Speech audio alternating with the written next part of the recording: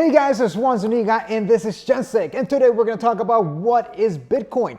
Bitcoin has been given a lot of buzz right now in the media and everybody's talking about it. Probably your mother, your grandmother, and your grandfather are talking about Bitcoin because it's a huge thing. And went from $1,000 earlier this year to around almost $18,000 to $19,000 right now. So I'm going to give you a quick summary of what Bitcoin is. I'm going to give you how to buy it if you're interested in buying it and how to store it, because you have to be careful and you don't want to lose all your money.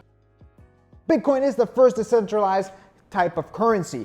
This one has no government or entity behind it like the dollar or the euro. This is all digital, and this is the best way to send money from one person to another. There's no banks in the middle, so the fees are totally lower than what it is for you to transfer dollars to one person to another, or euros or whatever. Like many people believe, I also believe that Bitcoin and cryptocurrency is going to be the way of paying in the future. There's a lot of companies right now that are using cryptocurrency or Bitcoin of forms of payment. For example, WordPress, Expedia, Cheap Air, Overstock, and the list of those companies just keeps growing and growing. It's just easier, the fees are lower, and sometimes even faster to receive the money than it is to actually send currency like dollars or euros. Now, Bitcoin and cryptocurrency has a lot of advantages, but three of the main ones that I see are that you can transfer money from person to person without any banks, so the fees are lower. You transfer things faster. Nobody can freeze your accounts.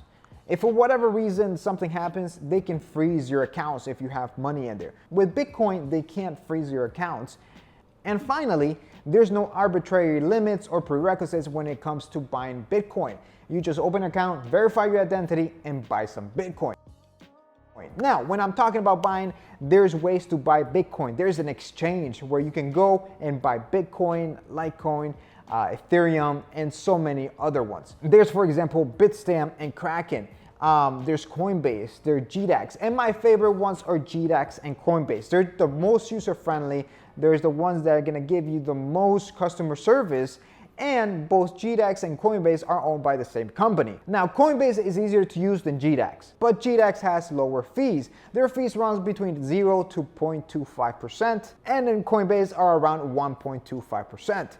Now, GDAX is a little bit harder to use, but I think it's worth the time to get familiar with it and be able to use it. That way you don't pay the fees that Coinbase charges. Now, Coinbase is very user-friendly. There's even an app that you can do it, and everything's easy, straightforward. You can buy either Bitcoin, Ethereum, and Litecoin. Same thing with GDAX, but Coinbase is so much easier to use and it's more user-friendly. Even if you're not the most tech-savvy person, you're gonna be able to use Coinbase.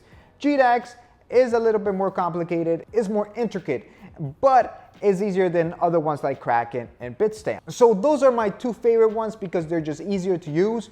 And if you're a beginner and you're just starting to get your feet wet into cryptocurrency, these are the two that you should check out, and this is probably the way to go. All right, so now we're gonna talk about how to store it. Now, Coinbase and GDAX and Kraken and all those are just exchanges. They're kind of like the Forex. If you want to store your coins for a short period of time in the exchange in your account, that's fine because you're probably going to be trading. But if you're going to store them for a long period of time, you need to get a wallet and a digital wallet. Either one for your phone, that is an app that you can download and store them everything there, or you get a physical digital wallet like a Ledger Nano S. Having your coins in the exchange can be a little bit risky because it can get hacked, you can lose everything. Everything you invested, all your profits, etc.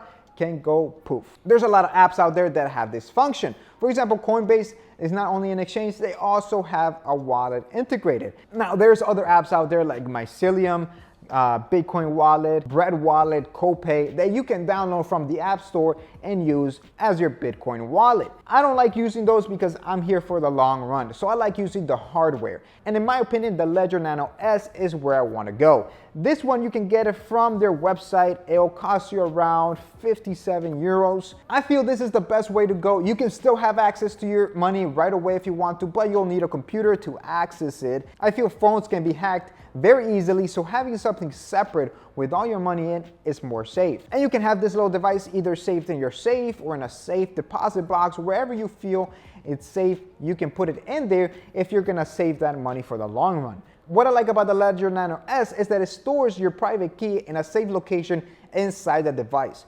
So nobody can hack that device. I mean, they can hack the computer, they can hack the phone, but that device can't be hacked because it's secured as well. And to be able to move things around and be able to access stuff, you have to use the buttons in the device to confirm different things. And the device is secured by a PIN. So there's a lot of layers of security in the device to be able to protect your money. And I think that's the best way to keep your money safe. And for 57 euros or $67, I think is worth every penny because you're securing all your money. You might have thousands of dollars in Bitcoin or any other cryptocurrency that you don't want to lose. All right, guys, I hope you enjoyed this video. This is a quick summary of everything of what's going on. If you're interested in Bitcoin and cryptocurrency and investing in it, this is a little summary.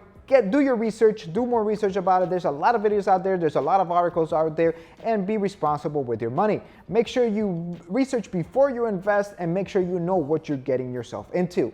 All right, guys, I hope you enjoyed this video. Let me know what you think and leave a comment down below. Remember to comment, like, subscribe, and I'll see you guys next time.